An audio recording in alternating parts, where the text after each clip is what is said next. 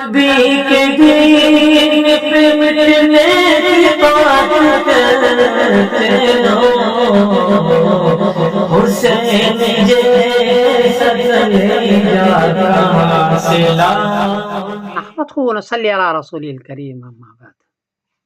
ہندوستان کے ایک صاحب نے پوچھا ہے کہ محرم میں چاند کی صورتحال کیا ہے؟ جواباً عرض ہے کہ 6 جولائی بروز سنیچر کو انڈیا میں چاند کو چاہیے 7 ڈگری، برما میں 6 ڈگری، بنگلہ دیش میں 7 ڈگری، نیپال میں 7 ڈگری، کراچی میں 7 ڈگری، پشاور میں 7 ڈگری اور ایران میں 8 ڈگری۔ چونکہ 10 ڈگری نہیں ہے، 10 ڈگری میں رویت عامہ ہوتی ہے، یہاں 7 ڈگری اور 8 ڈگری ہے، اس لیے اس خطے میں 6 جولائی بروز سنیچر کو چاند نظر نہیں آئے گا۔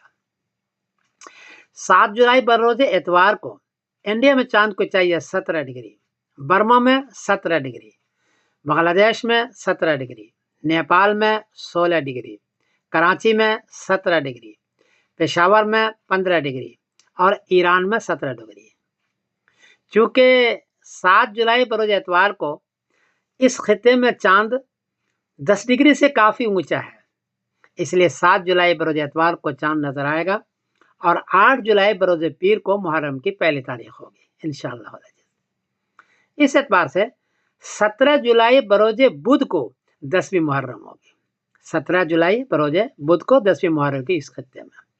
ایک بات عرض کر دوں کہ اس مہینے میں لوگ محرم کے مہینے میں ڈھول دھماکہ بہت کرتے ہیں، کھیلتے کودتے بہت زیادہ ہے، شریعت میں اس کی گنجائش نہیں ہے، بلکہ 10ویں محرم کو روزہ رکھنا چاہیے، حدیث کے اندر ہے، قرآن شریف کی تلاوت کرنی چاہیے، حضرت حسین رضی اللہ تعالیٰ عنہ کی شہادت ہوئی ہے اس کے لیے دعا کرنی چاہیے، اور اپنے مرحومین کے لیے، میت کے لیے دعا کرنی چاہیے، اور اپنے لیے بھی دعا کرنا چاہیے کہ اللہ تعالیٰ ایمان پر خاتمہ فرمائے اور خیر کے ساتھ زندہ رکھے۔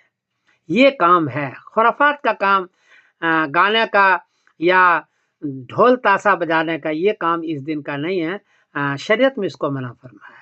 میں سمیر الدین قاسمی بول رہا ہوں مانچسٹر انگلینڈ سے۔ السلام علیکم ورحمۃ اللہ وبرکاتہ۔